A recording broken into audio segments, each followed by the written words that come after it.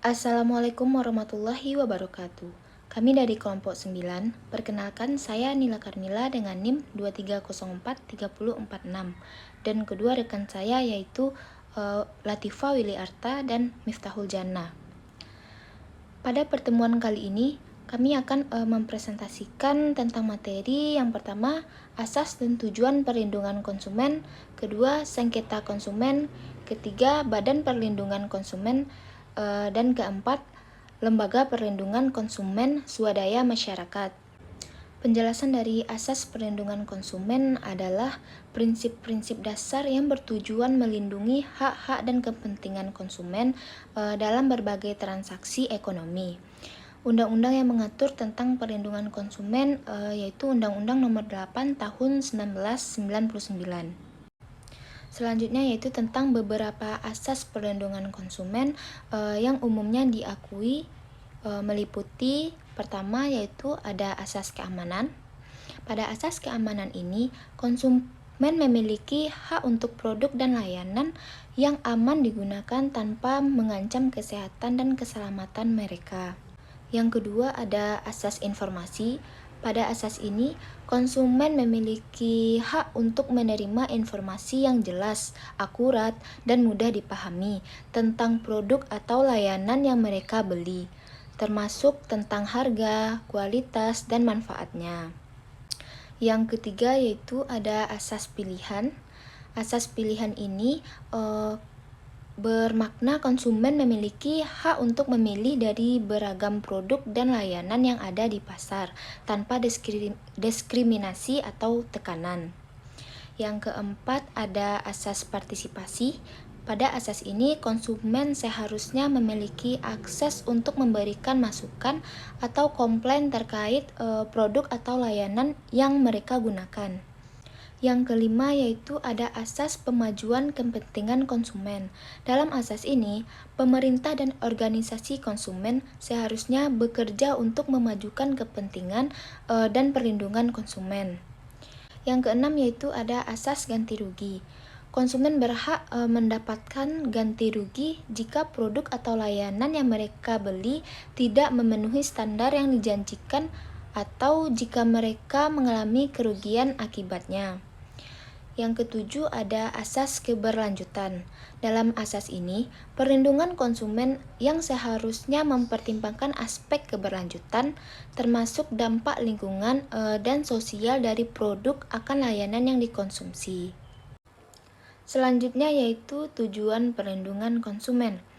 Tujuan perlindungan konsumen adalah melindungi hak dan kepentingan konsumen dalam bertransaksi dengan produsen atau penyedia jasa. Beberapa tujuan utama dari perlindungan konsumen yaitu yang pertama, melindungi hak konsumen, yang kedua, memastikan keamanan produk dan jasa, yang ketiga ada mencegah praktik penipuan, yang terakhir yaitu mendorong persaingan yang sehat. Baiklah, sekian presentasi dari saya. Penjelasan selanjutnya akan dipresentasikan oleh Saudari Miftahul Jannah. Assalamualaikum warahmatullahi wabarakatuh. Perkenalkan, saya Miftahul Jannah akan melanjutkan presentasi dari Nila Karmila. Konsumen. Sengketa konsumen adalah perselisihan atau masalah yang timbul antara konsumen dan produsen atau penyedia jasa. Sengketa ini dapat muncul karena ketidaksesuaian barang atau jasa yang dijanjikan, ketidakpuasan konsumen, ketidaksetujuan atas harga, dan berbagai masalah lainnya. Penyelesaian sengketa ialah dengan cara yang pertama melakukan komunikasi langsung. Melakukan komunikasi langsung adalah langkah pertama mencoba untuk berkomunikasi dengan produsen atau penyedia jasa. Yang kedua yaitu melakukan mediasi. Apabila langkah pertama tidak berhasil, maka dilakukan langkah kedua yaitu melakukan mediasi yang dapat membantu dalam mencapai kesepakatan antara produsen dengan konsumen. Yang ketiga adalah arbitrase. Jika langkah kedua tidak berhasil, maka dapat dilakukan arbitrase, yaitu seorang arbiter yang mengeluarkan keputusan mengikat. Yang terakhir, jika upaya ketiga solusi ini tidak berhasil, maka penyelesaiannya adalah dengan pengadilan. Badan Perlindungan Konsumen. Badan Perlindungan Konsumen adalah lembaga pemerintah atau badan yang bertanggung jawab untuk melindungi hak dan kepentingan konsumen dalam suatu negara. Fungsi utama badan ini adalah memastikan bahwa produsen, penyedia jasa, dan pelaku usaha lainnya mematuhi undang-undang perlindungan dan konsumen mendapatkan perlindungan yang layak. Ini nih di Indonesia sendiri ada yang namanya Badan Perlindungan Konsumen Nasional. BPKN adalah lembaga yang bertanggung jawab atas perlindungan konsumen dari pemberian layanan informasi, edukasi, serta layanan penyelesaian sengketa konsumen di Indonesia. Selain BPKN, di tingkat provinsi dan kabupaten atau kota juga terdapat badan konsumen daerah yang memiliki tugas serupa. Sekianlah presentasi dari Mifta, dilanjutkan dengan teman Mifta, Latifah Weli. Assalamualaikum warahmatullahi wabarakatuh.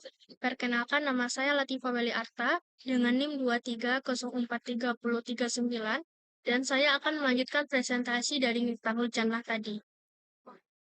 Peran dan fungsi utama dari Badan Perlindungan Konsumen.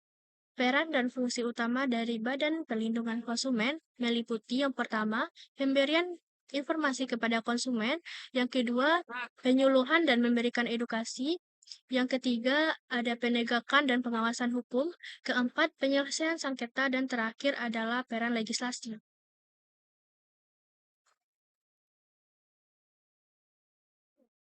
Badan Perlindungan Konsumen Swadaya Masyarakat merupakan organisasi yang didirikan oleh individu atau kelompok warga yang bersatu untuk melindungi hak-hak konsumen. Biasanya, lembaga-lembaga ini tidak beroperasi untuk mendapatkan keuntungan dan berfokus hanya pada kepentingan konsumen. Ciri khas dari Badan Perlindungan Konsumen Swadaya Masyarakat adalah yang pertama non-profit, kedua independen, ketiga memberikan pendidikan dan kesadaran, yang keempat ada advokasi, dan terakhir ada menerima keluhan atau penanganan keluhan. Beberapa lembaga perlindungan konsumen swadaya masyarakat ada di Indonesia. Ada yang pertama, Yayasan Perlindungan Konsumen Indonesia. Yang kedua, ada Masyarakat Peduli Konsumen Indonesia. Yang ketiga, Aliansi Konsumen Indonesia. Yang keempat adalah Perlindungan Konsumen Indonesia. Dan terakhir ada Asosiasi Konsumen. Baiklah, hanya itu yang dapat kami sampaikan. Mohon maaf apabila ada kata-kata yang salah. Assalamualaikum warahmatullahi wabarakatuh.